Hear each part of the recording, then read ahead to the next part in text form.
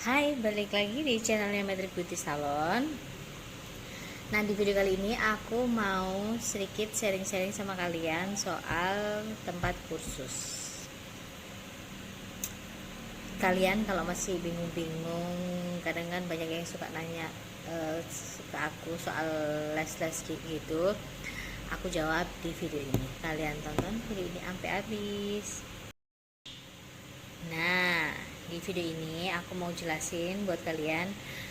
Ada beberapa orang, bahkan hampir sering banget nanya ke aku, Kak, kalau kita mau buka salon tuh butuh waktu berapa lama ya untuk kursus?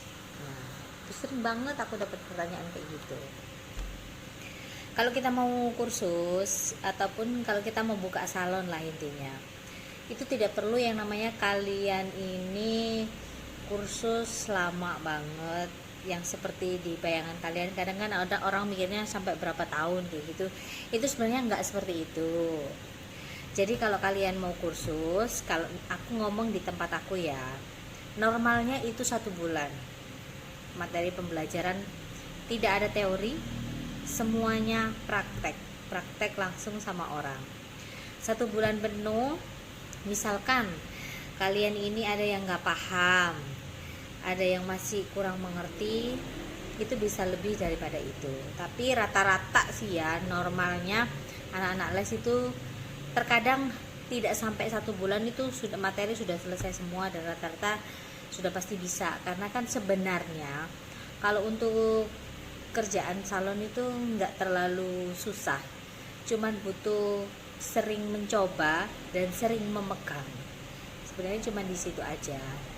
Jadi kalau ada yang bilang sampai berapa tahun, itu mungkin ya ada sebagian yang mungkin ikut kerja sama orang sampai berapa tahun, itu baru dia dikatakan itu benar-benar menguasai. Karena kan kalau kerja ikut sama orang itu tidak langsung pegang customer ya, mungkin pegang customer hanya di beberapa item treatment aja. Contohnya ya krim bath, terus cuci rambutnya orang, hanya sebatas seperti itu. Kayak bantuin catok rambut, tapi nggak terlalu mendetail sekali. Tapi kalau kita itu kursus, itu kan kita diajarin benar-benar gitu, diajarin ibarat kata tuh kayak sekolah instan, tapi kita itu langsung bisa buka usaha, gitulah intinya. Jadi buat kalian kalau mau kursus itu di bayangan kalian bukan yang sampai bertahun-tahun, karena kan sebenarnya kayak salon gitu. Kalau untuk pembelajaran aku bilang smoothing lah, itu sebenarnya gampang susah. Gampangnya kalau kalian ini tahan nyatoknya, karena yang utama, modal utama untuk smoothing rambut itu sebenarnya adalah kekuatan kita untuk catok rambut sama waktu pengolesan, cekatan apa enggak, itu sangat berpengaruh sekali sama hasilnya. Dan item lainnya misalkan contoh kayak warna itu misalkan kalian Kak, aku mau warna seperti ini, kok hasilnya jadinya nggak sama ya ketika kita praktek. Nah, hal kayak gitu itu perlu yang namanya kita pahami. Terkadang warna itu nggak bisa kita mirip 100% sama yang dicontoh. Kemiripan itu bisa jadi 80%, 90% atau 70%. Karena apa? Tone rambutnya orang Indonesia itu berbeda dengan rambutnya orang luar. Pigmen hitamnya juga lebih pekat. Dan terkadang aku punya rambut ya, kayak rambutku ini dari dulu nggak pernah yang namanya aku warna hitam. Aku warna gonta-ganti pun ya warna kayak gini ya, warna-warna ungu, hijau itu sudah pernah aku warnain ya rambut aku. Nah, misalkan aku mau warna seperti ini lagi dari warna hijau luntur kan nggak, jatuhnya itu agak pucat-pucat gitu. Aku mau mengembalikan warna kayak begini, otomatis aku tidak perlu yang namanya bleaching lagi. Aku pakai oksidan rendah aja sudah pasti bisa jadi. Nah, misalkan di orang lain mau seperti rambutnya seperti aku, tapi dia rambutnya riwayatnya adalah dari warna hitam, ataupun dia mungkin beberapa tahun belakang itu dia di warna hitam ya, atau warna blue black atau sejenis yang lainnya. Terus kalau mau diwarna seperti aku seperti ini, kalau nggak pakai bleaching seperti kakak punya teknik, bisa nggak? Misalkan dipraktekin nih, kok hasilnya nggak sesuai ya. Nah itu kembali lagi riwayat rambut. Nah jadi kalau misalkan kalian kursus itu bukan hanya diajari ya udah ini nyampur ini nanti jadinya ya kayak gitu, ya wis itu jadinya, bukan. Bagaimana kita mencari solusi supaya customer bisa puas dengan hasil yang kita kerjakan kayak begitu. Tapi dengan catatan dari di depan itu kita harus ngasih tahu kalau nanti hasilnya seperti ini, nggak bisa mirip seperti ini, jadi customer itu nggak akan kecewa. Ibarat kata itu pembelajaran seperti ini pun nanti akan aku ajari. Terkadang kan kita les itu lebih terpaku sama materi yang diajarkan, tapi kayak cara berbicara kita ke customer itu juga perlu, attitude itu perlu, karena itu sangat berpengaruh kalau kita misalkan mau salon kita itu jenjangnya itu masih lama, itu sangat diperlukan yang namanya attitude sama customer. Kadang kan ada beberapa tempat les yang masa bodoh, kalian maksudnya kamu sudah les di tempat saya ya sudah, yang penting saya dapat uang gitu. Aku nggak suka kayak gitu. Misalkan aku punya murid rata-rata ya yang masih care, ya aku bilangnya yang masih care, apapun itu pasti aku kasih tahu, ada tren apa, segala info pasti aku share. Misalkan ada beberapa hal yang memang perlu untuk ditanyakan, ya kita harus jawab dan kita harus bimbing sampai dia ini benar-benar buka salon. Jadi nggak lepas tangan gitu aja. Tapi memang ada sih beberapa itu yang modelnya kalau orang sudah mungkin dulunya itu belum terlalu mengenal dunia salon. Setelah dia belajar secara dia sudah mengerti, oh salon ini begini, salon ini begini, tempat kursi ini begini, tempat kursi ini begini, akhirnya mungkin juga kayak membanding-bandingkan hal kayak gitu. Itu juga banyak yang terjadi kayak seperti itu. Tapi kembali lagi, kalau misalkan ketemu yang orang-orang model kayak gini tuh biasanya nantinya jatuhnya dia punya salon tuh nggak akan lama. Karena apa? Sebenarnya mau pekerjaan apapun, usaha apapun, itu yang pertama itu harus kita punya attitude. Itu yang benar-benar kita harus jaga. Kita attitude bukan hanya di customer, tapi orang yang pernah berjasa sama kita. Meskipun katakanlah kurang cocok dengan materi pembelajarannya, tapi kalau enggak dasarnya itu dari orang yang bersangkutan, mungkin kalian tidak akan memahami yang lain-lain. Poinnya itu di situ sebenarnya. Karena sama seperti bayi, kita ngerawat bayi baru lahir itu kan susah, ngajarin jalan itu susah banget. Beda dengan anak yang sudah posisi sudah bisa jalan, diajarin lari sudah pasti bisa lari. Tapi kalau yang mulai merangkak terus berjalan, itu yang susah. Terkadang hal-hal seperti itu yang kurang dipahami oleh beberapa orang. Nah makanya dimanapun kalian berada, dimanapun kalian les, itu dimana aja ya, jangan pernah kalian namanya lupa sama orang yang berjasa sama kalian. Jangan hanya sekedar berjasa dengan uang, berjasa dengan ilmu, sekecil apapun ilmu, kalau enggak dimulai dari situ kalian tidak akan mengerti. Itu salah satu resep kalau kita mau bertahan di dunia salon. Karena apa? Rata-rata kan kalau orang sudah merasa punya salon gitu ya, sudah mulai mengerti, oh ada produk ini dengan untuk kalangan seperti ini, kalau obat seperti ini untuk seperti ini, dia tuh merasa kayak paling benar, paling pinter, dan akan mendiskreditkan, berkata tuh kayak dijelek-jelekin yang mungkin tempat belajar yang lama. Jangan seperti itu, karena dari yang sudah yang aku lihat pasti nanti jatuhnya akan berantakan salonnya kan. Sayang sia-sia ya kan. Karena nomor satu kita mau usaha apapun itu, yang pertama itu adalah attitude, jujur sama orang, jangan pernah jelek-jelekin orang gitu. Jadi buat kalian yang misalnya mau tanya-tanya seputar kursus salon, itu tidak selama yang kalian bayangkan, kecuali kalian ini masih belum paham, itu baru durasinya agak sedikit panjang. Dan aku garis bawahi lagi, misalkan kalian belajar nggak sungguh-sungguh, itu yang rugi itu sebenarnya kalian sendiri. Karena apa? Kalian buang-buang waktu, buang-buang tenaga, buang-buang pikiran. Dan di samping itu juga, misalkan kalau kalian udah les, buang-buang uang, kalian nggak menekuni hitung dan nggak langsung buka, itu biasanya penyakitnya adalah lupa.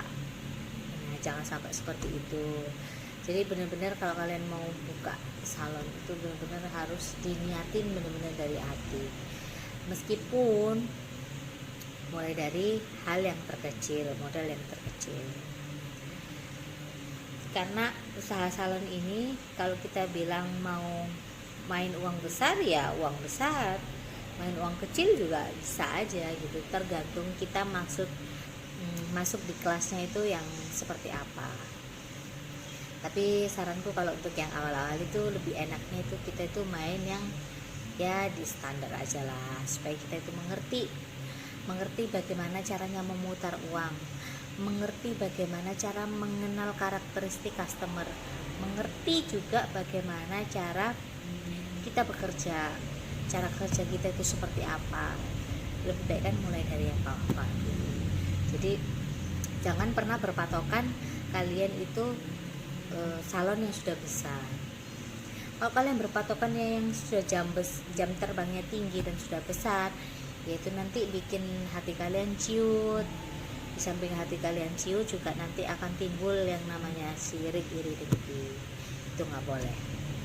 Semuanya harus dimulai dari hal yang terkecil dan pikiran yang positif. Kalau kalian mau salonnya itu awet. Karena apa? Terkadang tuh kalau kita suka jelekin salon lain, kadang-kadang itu banyak banget terjadi di dunia persalonan. Ya mungkin aja di dunia usaha lah yang lain juga pasti ada, tapi kembali lagi, rata-rata itu nggak bertahan lama, nggak akan bertahan lama. Dan pada dasarnya sebenarnya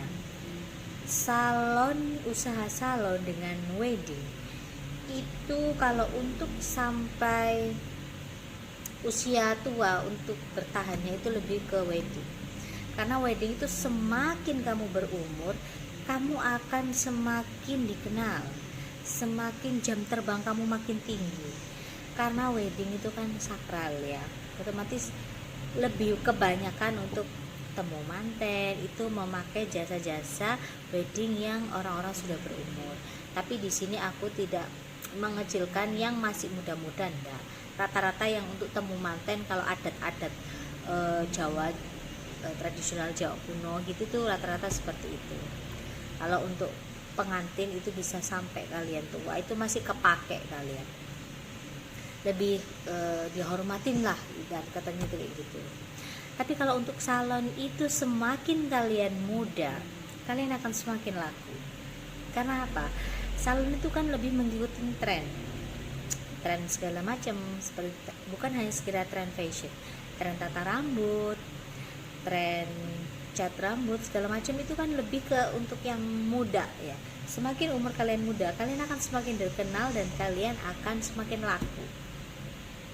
Rata-ratanya itu seperti itu, karena sudah banyak banget kejadian kalau orang yang punya salon itu sudah umur ya, itu rata-rata itu untuk naik itu agak lambat. Tapi kalau yang sudah berumur masuk di dunia make up, untuk naik itu cepat. Yang terjadi di lapangan itu seperti itu. Kalau untuk salon kan semakin kalian muda, semakin kalian nyentrik gitu ya, kalian akan diburu orang. Ibarat kata tuh semakin sedikit agak gimana ya, agak nyentriknya itu ya nyentrik seperti anak muda gitu, kalian akan semakin dikenal dan kalian akan semakin dicari. Karena apa? Patokannya adalah fashion, tren rambut dan pewarnaan rambut yang kalian ini kalian bawa, ibarat katanya itu kayak gitu. Contohnya aja, terkadang patokannya customer itu adalah dengan apa yang dia lihat. Misalkan di sinetron itu kan sekarang lagi ngetrennya apa, sinetron Ikatan Cinta kah atau apa itu yang rambutnya pendek itu, Anda Manopo. Nah, orang berpikir, oh rambut seperti itu keren ya. Nah, kita kan harus ngikutin tuh. Dengan kita model potongan rambut yang seperti ini kan sama kan dengan Amanda punya itu, dengan potongan cuttingan bob kayak gini, bob klasik kayak gitu tuh, sedikit dinunggingin sedikit kayak gitu. Orang suka, orang akan cari kamu karena marketing pertama adalah diri kamu sendiri. Nah, jadi hal-hal seperti ini pun nanti pun akan diajarin di tempat saya, bukan hanya sekedar kamu tak ajarin ngecat, kamu tak ajarin motong, kamu tak ajarin elas, bukan seperti itu aja. Jadi segala ilmu yang ada di salon yang pernah saya lalui dan pernah saya rasakan itu akan saya bagi buat kamu. Kenapa saya baginya total banget? Karena gini loh, apa yang kalian punya sebenarnya itu harusnya itu disedekahkan. Nah, contohnya aku buka tempat kursus mungkin itu berbayar. Karena apa? Karena aku beli produk itu juga pakai uang. Nggak mungkin kan aku rugi di situ. Dan aku mengamalkan atau memberikan ilmu yang aku punya sesuai dengan kapasitas yang aku punya dan saya yang pelajari. Saya tidak mau memberikan ilmu yang tidak saya kuasai, nanti jatuhnya akan terlalu memaksakan dan hasilnya kurang bagus. Tapi kembali lagi, orang kursus mau yang punya banyak duit atau nggak punya banyak duit, mau yang muda ataupun yang tua, itu tergantung penerimaannya. Kalau dia ini dari awal itu sudah dikasih tahu sekali gitu, dia akan mengerti dan hasilnya bagus, itu ada yang dikasih tahu berkali-kali tapi hasilnya tetap begitu, itu juga ada. Tergantung bagaimana murid itu sendiri penerimaannya. Jadi tidak bisa kita sama rata, satu guru satu ilmu tapi beda hasil. Usaha sama tapi rezeki beda, ibarat katanya itu seperti itu. Dan itu rata-rata yang memang faktanya di lapangan itu seperti itu, faktanya di dunia itu seperti itu. Kalau untuk dunia salon sama-sama lulusan dari A, tapi kok yang satunya. Nah, itu pun harus kita garis bawahi. Karena apa? Setiap cara kerjanya orang itu beda-beda. Ada orang yang penerimaannya cepat kayak aku bilang tadi, ada yang super lambat, itu juga ada. Dan setiap murid, setiap manusia itu ada plus minusnya tersendiri. Ada orang jago di warna, ada orang jago di make up, ada yang jago di smoothing. Itu tergantung anaknya. Kayak gitu itu kan senang-senangan ya. Apa yang membuat dia tertarik, itu pasti akan yang lebih unggul. Nah, itu yang tahu biasanya itu tutor kalian. Contoh kayak trainer kalian yang ngajarin, contohnya kayak aku gini. Aku selalu ngomong sama murid-muridku, kamu tuh cocoknya di sini nih, kamu unggulnya di sini. Nah, urusan kalian mau mengembangkan lagi atau enggak itu kan kembali ke diri masing-masing. Tapi setidaknya apa yang saya bagi, apa yang saya tularkan, ilmu yang benar-benar ya memang itu yang saya pelajari dan itu yang selalu saya pakai di salon. Ada kurangnya atau lebihnya itu kan seperti yang aku bilang, setiap orang punya plus minus tersendiri. Tidak bisa harus tempat kursus itu sama dengan yang sana, nggak bisa. Yang sana juga nggak bisa ditiru, yang sana juga nggak bisa niru seperti yang di sini. Jadi semuanya itu ada plus minusnya. Jadi buat kalian yang mau kursus, mau tanya-tanya soal kursus, boleh kalian bisa WhatsApp aku. Aku juga sering cantumin nomor HP aku di deskripsi box, atau kalian bisa langsung WA aku kalau malas lihat-lihat di 082233668636. Apapun pertanyaannya itu pasti akan aku jawab. Durasi rata-rata 1 bulan, tapi kalau misalkan belum bisa, kita ajarin sampai bisa. Dan lagi-lagi aku bilang, semua peralatan, semua bahan baku dan model itu aku yang sediakan ya. Kenapa aku tidak menyarankan ke murid itu membawa model? Karena yang di sekitar kalian itu adalah nanti first customer kalian berbayar ya. Nah terus misalkan nih kalian mau nanya harganya berapa nih kak, harganya start dari 4 juta. Kalau 4 juta itu kalian only belajar tata rambut salon aja, mulai dari pewarnaan, coloring, terus gunting, ya pokoknya yang dasar itu. Dengan bonus kalian aku ajarin belajar eyelash. Ada juga paket yang 5 juta. 5 juta itu di atasnya kalian juga aku ajarin untuk belajar sulam alis.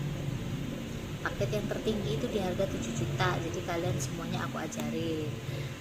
Make up wedding itu juga aku ajarin. Semuanya aku ajarin. Durasinya apakah sama 1 bulan semuanya? Meskipun paket yang 4 juta sebenarnya sama. Cuman kalau paket 4 juta itu rata-rata itu lebih cepat selesai karena materinya itu ya kan hanya tata rambut aja, nggak yang sampai terlalu jelimet gitu, enggak. Makanya biasanya kalau yang ambil paket-paket 4 jutaan itu lebih cepat selesai karena memang di salon itu yang orang cari itu apa sih? Gunting rambut, potong, warna, keriting itu jarang, terus eyelash, smoothing, kerimbat kayak gitu, facial standar salon aku bilang ya, hanya seperti itu aja. Dan itu kalau kalian datang setiap hari, otomatis materi yang kalian terima itu juga lebih cepat dan akhirnya cepat selesai. Dan kalau sistem waktu di tempat aku itu adalah mengikuti muridnya. Jadi jadwalnya bukan kalian mengikuti saya, tapi saya yang mengikuti kalian.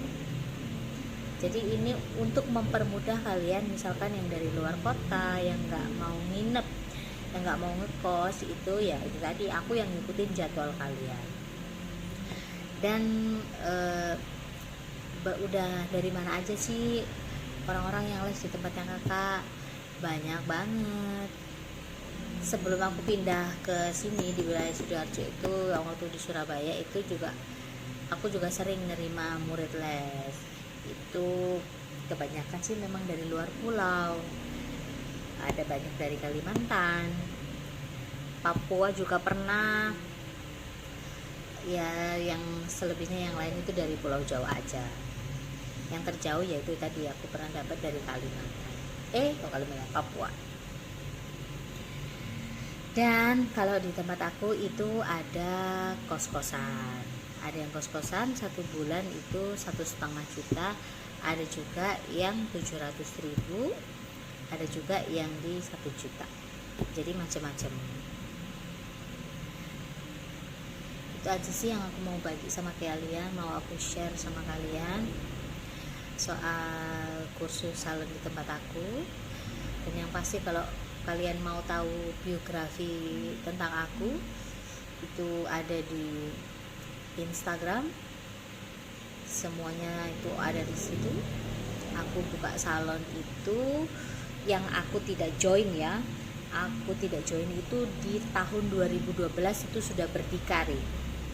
Tapi sewaktu aku kuliah di tahun 2008 itu aku masih join dengan teman-teman aku sesama salon kayak gitu. Jadi bukan yang mandiri banget. Kalau yang buka benar-benar mandiri itu di tahun 2012 sampai hari ini. Tapi kalau yang lebih lamanya lagi ya itu tadi dari 2008 itu aku sudah punya salon. Tapi kongsian join karena aku masih relatif terlalu muda dan belum pede saat itu. Aku pedenya benar-benar itu di tahun 2012. Itu pertengahan mau mendekati lulus kuliah itu. Jadi itu aja sih yang mau aku info lah. Dibilang video nggak jelas juga nanti pasti juga bermanfaat lah kalau kalian mau tahu dan mau cari tahu tentang tempat kursus. Next juga aku akan share video ngevlog bareng murid-murid les ataupun teman-teman yang sudah punya salon. Cuman kan karena kan di sini masih diberlakukan PPKM ya, jadi aku nggak bisa bebas untuk keluar ke sana kemari. Tapi next aku akan berbagi sharing-sharing soal seputar dunia salon itu seperti apa, supaya kalian mengerti, supaya kalian paham, dan ketika kalian punya salon itu kalian gak kaget, karena banyak hal bisa terjadi di dunia salon. Apa aja bisa terjadi, orang makan orang. Itu aja yang mau aku share buat kalian. Terima kasih buat kalian yang udah nonton. Jangan lupa kalian subscribe yang belum subscribe channel aku. Dan kalau kalian suka silakan di like, nggak suka juga nggak apa-apa, silakan di dislike. Mau komen monggo. Kalau kalian mau aku review produk apapun boleh, nanti aku akan review, aku akan beli, aku akan review buat kalian. Terus terima kasih buat kalian.